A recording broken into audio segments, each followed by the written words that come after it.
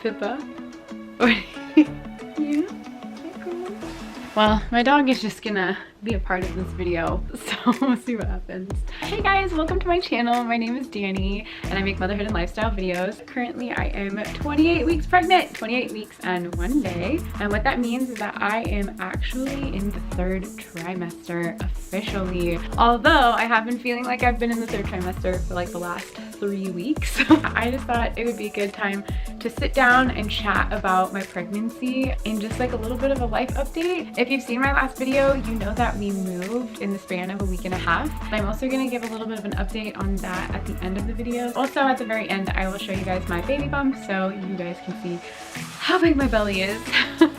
Yeah, last time I did an update on my pregnancy, I talked about just like food cravings and things like that, and I was completely like turned off to drinking water. I don't know if I mentioned this, but I could not stand chicken or the thought of chicken, and I definitely could not eat like any type of noodle because water tasted like noodles and just noodles without any sort of like sauce or anything, so that was pretty disgusting. Did not want to do that. I have learned that I have to drink water very, very cold in order for me to be able to tolerate it. Water is still kind of like an issue for me. It's not as bad as it was, but it's still not my favorite. Chicken is fine. Noodles on the other hand, don't know if I'm ready to eat them, although I have had some macaroni. Didn't even think about that. I guess if you put cheese on it, it's fine. I don't know if I could have like spaghetti, but I feel like I could make it for my son. In terms of like food cravings, I'm not craving mustard anymore, although I do enjoy it. Before pregnancy, not really my favorite thing. Definitely not putting it on pizza anymore. That's probably the weirdest craving that I had so far. I just am craving a ton of sugary goods, which is weird because generally when I'm not pregnant, I don't eat a ton of sugary foods. In terms of morning sickness and fatigue, I'm still experiencing those things, although they have gotten significantly better than the 1st trimester, and it's even quite a bit better than what I was experiencing in like the beginning part of the 2nd trimester. I'm just really tired, and I don't know if it's like because we moved, I don't know if it's because I have a toddler and I'm trying to grow a human at the same time. I'm exhausted. There are certain times of the day where I say, okay, like Jax is asleep, I'm gonna unpack this many boxes, and then I go to do it and I'm just so beyond tired that I'm just trying to listen to my body. One thing that's very different about my pregnancy with Jax versus this pregnancy is when I was pregnant with Jax, I had to wear glasses a lot. I do have a pair of glasses. I usually wear them when I'm driving at night, or I do have another pair that I wear when I'm reading. When I was pregnant with him, my eyesight was so bad. Not only can your eyesight go bad while you're pregnant, but they don't let you get a new eye prescription because after you give birth, your eyesight can either go back to the way that it was before, or it can change and be different again. I was wearing them, but they were only helping a little bit and not a lot.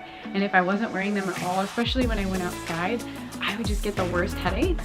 This time around, my eyesight's been really good. There have been a few times, especially towards the beginning of pregnancy, where my eyesight wasn't the best. In terms of like hands and feet swelling, that's actually like a very common thing that happens in pregnancy. This time around, like it really hasn't been happening. I did have some swollen hands a few times when I've woken up in the morning, but mostly not. I think that that's so weird that pregnancies can be so completely polar opposite. So if you guys have been following my channel for a while, you know that I switched health insurance, which meant that I was going to be getting care from a different provider that I have been cared for by in the past, since my husband now has his job back. When I was with the provider I had at the very beginning of my pregnancy, I got to go do my 20-week ultrasound at a high-risk facility, even though I'm not high risk. While I was there, the ultrasound tech kept calling me skinny pregnant, which actually made me really uncomfortable. But so I go from that experience to then going to my first appointment with my new doctor, who is actually my old doctor. I wanted to talk specifically about having a VBAC, and we were sitting down, we were talking about like the risks and stuff. I guess that there are these VBAC calculators that give you a percentage of how successful you may be at actually having a VBAC, and without asking me if I wanted to hear the percentage or anything like that, the doctor just told me that I have a 65% chance of successfully having a VBAC. I had been doing some research online beforehand and thought that my odds would be a lot greater than that. So hearing 65% really took the wind out of my sails and made me feel like instantly not confident. In my first pregnancy with Jax, I was really emotional. It takes a lot of hormones to grow another human being inside of you. And so your emotions can be up, they can be down, like things that are kind of funny are like really funny, things that are like a little sad or frustrating are like mega sad and mega frustrating. In this pregnancy, my hormones have been pretty like level. I've felt really good, except for this last week. I don't know if it was like the move and just the anxiety of moving or what, but my emotions were just kind of all over the place. And I feel like when you're at such a sensitive point in your pregnancy, or just in general, going in and hearing a percentage can really just knock you down. I was feeling so confident. As long as my baby flips head down, this is what's gonna happen. And the only reason that it wouldn't happen is if there was like an emergency or something like that. I've done a lot of research on those calculators since then and just come to realize like they don't take into consideration the hospital and whether or not they are pro or con, for or against VBACs in general, what their mindset is. They don't take into account the success rate of the doctor in general with having VBACs. So like the things that factor into this percentage is your age and your weight.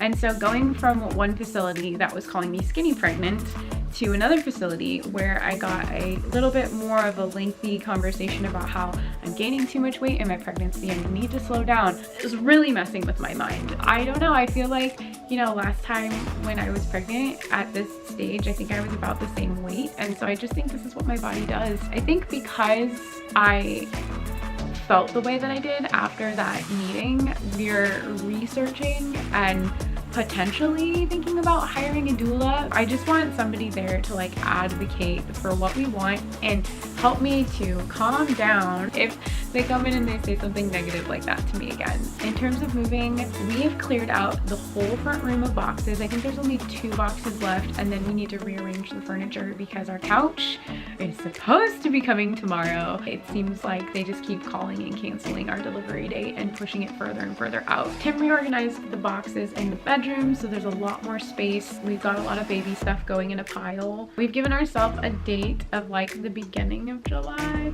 to kind of like at least clear our bedroom out.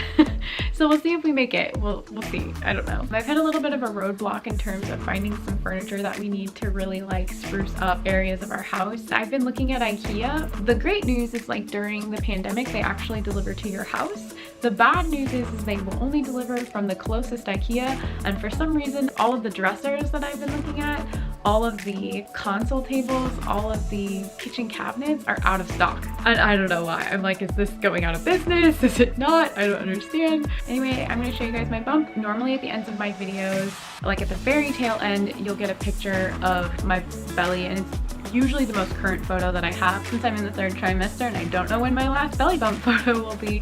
I'm just gonna play them through. Anyway, I hope you guys enjoy my belly bump and the end of this video. You guys can see it. It's pretty big. Again, my name is Danny and I make motherhood and lifestyle videos. Just know that my next few videos are gonna probably be like house related, pregnancy related, and if it's something that you are interested in, please hit that subscribe button so you get notified when I come out with a new video. I will see you guys next time. Bye.